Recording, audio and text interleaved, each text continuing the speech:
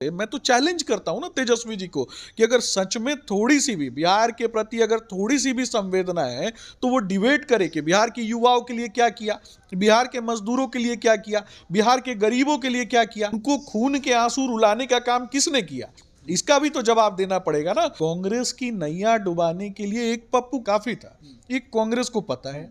अब दूसरे पप्पू आ गए, हेलीकॉप्टर से लेकर के ये 5 साल में सर्कस दिखाने के लिए निकलते हैं, लेकिन इनको जवाब देना पड़ेगा ना कि कौन सा गरीब का बेटा, कौन सा मजदूर का बेटा हेलीकॉप्टर में अपना बर्थडे मनाता है, इस पर भी तो जवाब देना पड़ेगा ना उनको।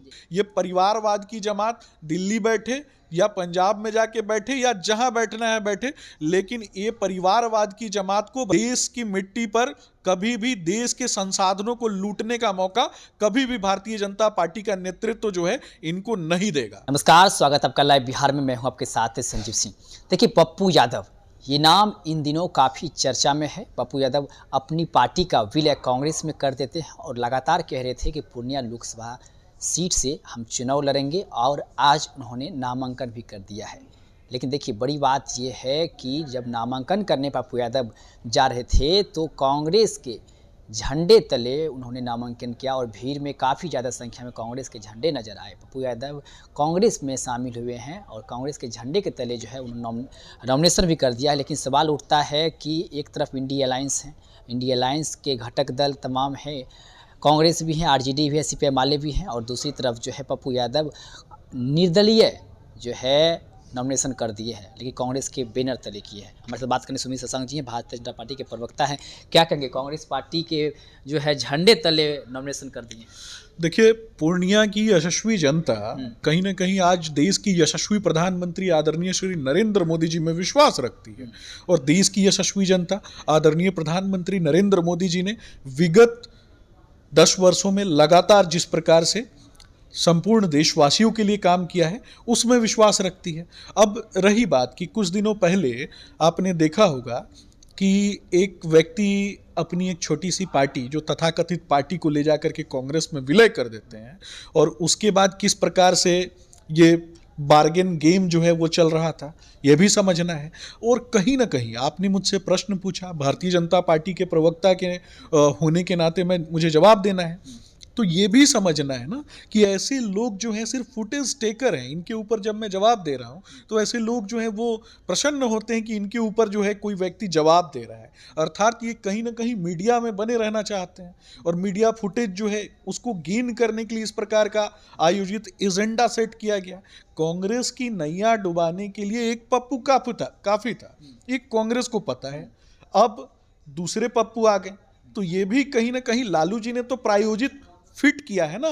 अच्छा, कांग्रेस का जो झंडा है, 2 प्रत्याशी लेकर के उतरे हैं मैदान में। बीमा भारती जो है उनके जो बैनर है उसमें भी कांग्रेस का झंडा लगा हुआ है, और पप्पू यादव उन्होंने कर रहे वो भी कांग्रेस झंडा। आखिर कांग्रेस के कार्यकर्ता है जो वो किधर जाएंगे? देखिए, कांग्रेस पार्टी ये पूरी की पूरी पार्टी ना फूट डालो राज करो नफरत फैलाओ की नीति पर चलने वाली पार्टी है।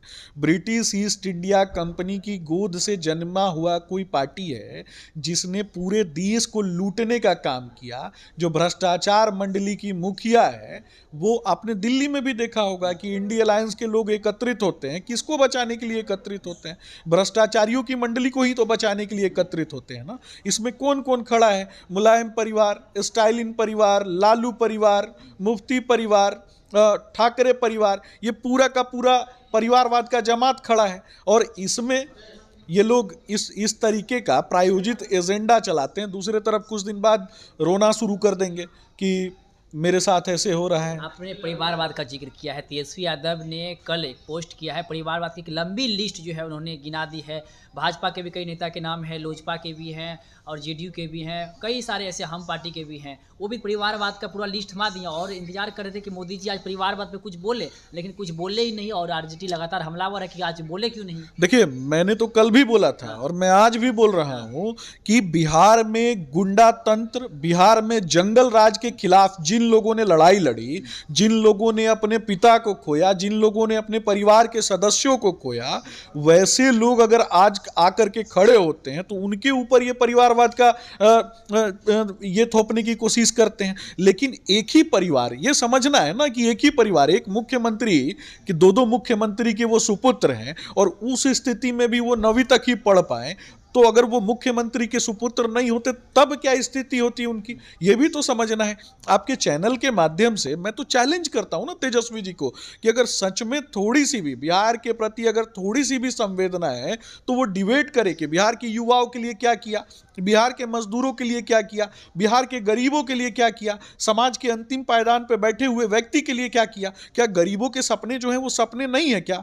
क्या जो गरीब व्यक्ति है, जो रिक्शा चलाने वाला व्यक्ति है, जो ठेला चलाने वाला व्यक्ति है, जो सब्जी बेचने वाला व्यक्ति है, जो मजदूरी करने वाला व्यक्ति है, उसके बच्चों के सपने सपने नहीं है क्या? ये भी तो समझना है ना। उनको खून के आंसू रुलाने का काम किसने किया, इसका भी तो जवाब देना पड़ेगा ना। मध्यम तबके के बच्चों का बिहार से पलायन हुआ, उस पलायन के पीछे कौन व्यक्ति जो है वो जिम्मेदार है, इसका भी तो जवाब देना होगा ना। इस तरीके से ट्वीट कर देने से जिम्मेदारी खत्म नहीं होती है।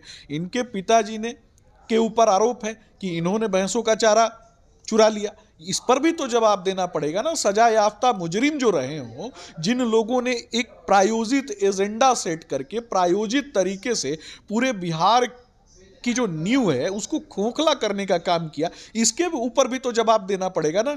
ये जानबूझकर कभी पूर्णिया के मुद्दे पर भटकाते हैं, कभी किसी मुद्दे पर भटकाते हैं ताकि लोग भटके रहें और मूलभूत मुद्दों पर बात जो है वो न हो, इसलिए ये लगातार इस प्रकार का काम करते हैं। कभी कहेंगे कि यहाँ भीड़ आई, कभी कहेंगे वहाँ भीड़ आई, हेलीकॉप्टर से लेकर के ये 5 साल में सर्कस दिखाने के लिए निकलते हैं, लेकिन इनको जवाब देना पड़ेगा ना कि कौन सा गरीब का बेटा, कौन सा मजदूर का बेटा हेलीकॉप्टर में अपना बर्थडे मनाता है, इस पर भी तो जवाब देना पड़ेगा ना उनको। एक पूर्णिया के मुद्दे पे एक सवाल आखिर ले लेते हैं कि पप्पू यादव जिस प्रकार से कांग्रेस के बैनर तले वो भी ऐलान किए हैं और बीमा भारती के एक्शन लेगी कांग्रेस पार्टी या इंडियन अलायंस गठबंधन जो भी दल हैं, पप्पू यादव पे क्या एक्शन ले सकती है? देखिए, ये तो उनके दल का मुद्दा है ना, ये उनके दल का मुद्दा है, इस पर तो जवाब उनके प्रदेश अध्यक्ष को देना है। ये लोग तो आपस में ही अस्तित्व की लड़ाई लड़ रहे हैं, तो जो लोग स्वयं आपस में अस्तित्व की लड़ाई लड़ रहे हैं, एक दल के ऊपर एक प्रांत में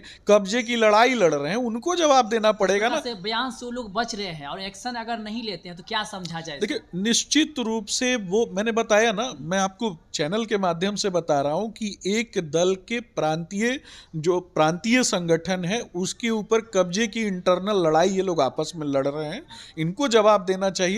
हमें इन चीजों पर बात ही नहीं करना, हम तो विकास के मुद्दों पर बात कर रहे हैं। हमने लाडली लक्ष्मी योजना, लाडली बहन योजना, प्रधानमंत्री उज्ज्वला योजना, इसके अलावा विभिन्न योजनाओं के माध्यम से लखपति बहन योजना, स्वच्छाग्रह से संबंधित, स्वच्छता से संबंधित योजनाओं पर हमने कार्य किया। उन योजनाओं पर बात करने की आवश्यकता है ना, हमने तो काम किया है। देश की यशस्वी जनता के लिए आदरणीय प्रधानमंत्री नरेंद्र मोदी जी ने कोरोना काल में काम किया। आने वाले 5 वर्षों तक और उसके बाद भी 80 करोड़ जनता के पास जो अनाज पहुंचेगा, ये तो मोदी की गारंटी है ना। एक आखिरी सवाल ले लेंगे आपसे, जिस प्रकार से पशुपति कुमार पारस जो है बीच में नाराज चले थे और आखिरकार अंत में वो साथ आ गए हैं और उनका कहना है कि प्रधानमंत्री मोदी जी के साथ हम लोग हैं।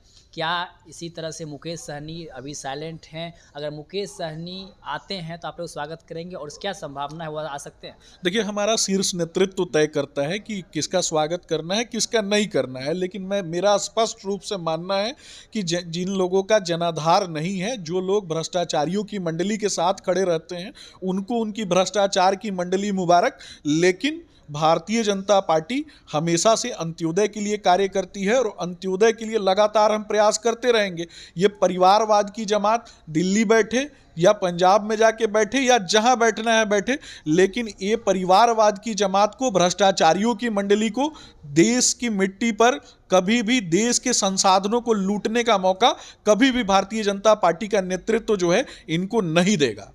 बहुत बहुत धन्यवाद। हमारे से बात करते हैं सुमित शशांक जी, जिन्होंने कई सारे मुद्दे पे जो है अपनी राय रखी है। आपकी क्या प्रतिक्रिया है आप भी बता सकते हैं। आप देख रहे लाइव बिहार, बहुत बहुत धन्यवाद। लाइव बिहार यूट्यूब पर सब्सक्राइब और फेसबुक पर लाइक जरूर करें।